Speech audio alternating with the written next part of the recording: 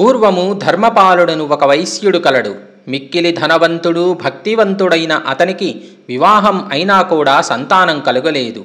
తన భార్యతో కలిసి దానధర్మములు చేయసాగాను. ఇలా ఉండగా ఒకనాడు ఒక సాధువు వీరి ఇంటికి భిక్షకు వచ్చెను. ధర్మపాలుని భార్య వేగమే బంగారు పళ్ళెములో భిక్ష తీసుకురాగా సాధువు ఆ భిక్షను స్వీకరింపక వెడలిపోసాగాను. కారణమేమియో చెప్పమనగా పుత్రపౌత్రులు లేని ఇంట భిక్ష స్వీకరింపరాదని తెలిపి పరమేశ్వరుని గూర్చి తపమాచరింపమని ఉపాయము చెప్పి వెళ్ళిపోయెను.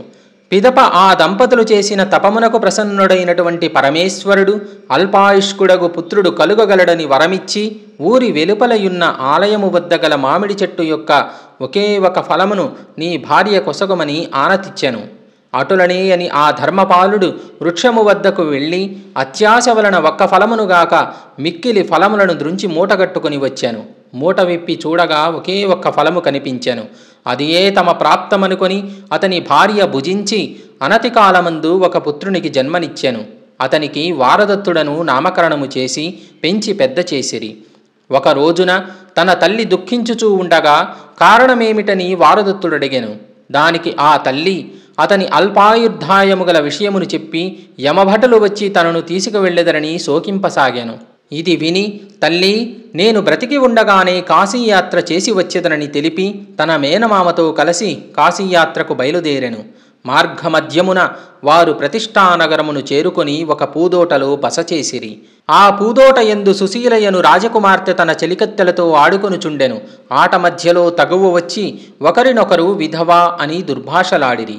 అందుకు ఆ సుశీల తన ఇంట తన మానవతి అయిన తల్లి మంగళకరమైన గౌరీదేవి వ్రతమును చేసి తనకు వాయనమిచ్చెనుగాన ఆ వ్రత మహిమ వలన తమ ఇంట వైధవ్యము ఉండదని పలికెను. ఇది విన్న వారదత్తుని మేనమామ ఈమెకు తన మేనల్లుడినిచ్చి వివాహము చేసిన బ్రతుకగలడని భావించి సుశీల తండ్రితో మంతనములు జరిపి వారదత్తుని ఇచ్చి వివాహము చేసెను. వివాహము జరిగిన రోజు సుశీల మంగళగౌరీదేవిని పూజించెను. ఆ రాత్రి సుశీల స్వప్నమున గౌరీదేవి ప్రత్యక్షమై నీ భర్తకు నేడు సర్పముచే ప్రాణగండమున్నది. ఆ పామును పట్టి నీ తల్లి వాయనమిచ్చిన మట్టికుండలో మూటగట్టమని ఆనతిచ్చెను. సుశీల ఉలికిపడి మేల్కొనగా తన భర్త ఎదుట ఒక సర్పము కనిపించినది. సుశీల ధైర్యమును వీడక నిద్రించుచున్న తన భర్త తొడమీద ఎక్కి అటకమీదున్న కుండను దింపి సర్పమును కుండలో బంధించి ఆ వస్త్రముతో మూటగట్టి నిద్రించెను. తెల్లవారక మునిపే వారదత్తుని మేనమామ అతనిని మేల్కొలిపి కాశీకి తీసుకుని వెళ్ళెను. సుశీల లేచి తన భర్త కనబడటలేదని విషయమును తన తల్లిదండ్రులకు చెప్పెను.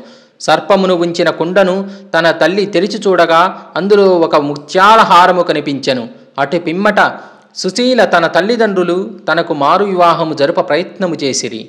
తన భర్త కోసము వేచి చూసేదనని పలికి మంగళగౌరీదేవి పూజ చేయుచు బాటసారులకు అన్నదానము చేయుచు తాంబూలాది బహుమతులు ఇవ్వసాగాను.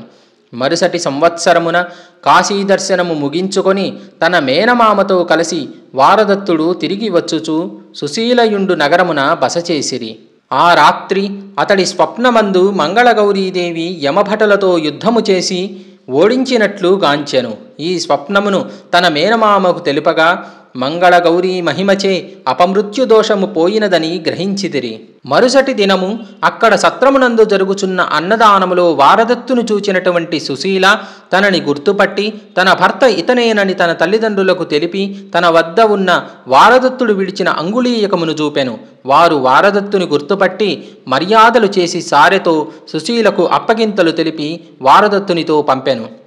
పుట్టింట శ్రావణ మంగళవారపు వ్రతమాచరించి అత్తవారింట అడుగుపెట్టిన సుశీలకు తన అత్తమామలు అంధులవటగాంచి తనతో తెచ్చిన కాటుకను వారి కనులకు పెట్టగా వారికి దృష్టి వచ్చెను. మంగళగౌరీదేవి మహిమ వలన ఇది అంతా జరిగినదని గ్రహించి సుశీల వారదత్తులు ఇరువురూ కూడా యావజ్జీవ పర్యంతము శ్రావణ మంగళగౌరీ వ్రతమాచరించుచు సుఖముగా నుండిరి. సుశీల వంటి పతివ్రత వలన వారదత్తుని ప్రాణాలు నిలిచనని గ్రహించిన వారి బంధుమిత్రాదులు మంగళగౌరీ వ్రతమును చేయుచు ఆనందముగా యుండిరి. వ్రతకథ సంపూర్ణము.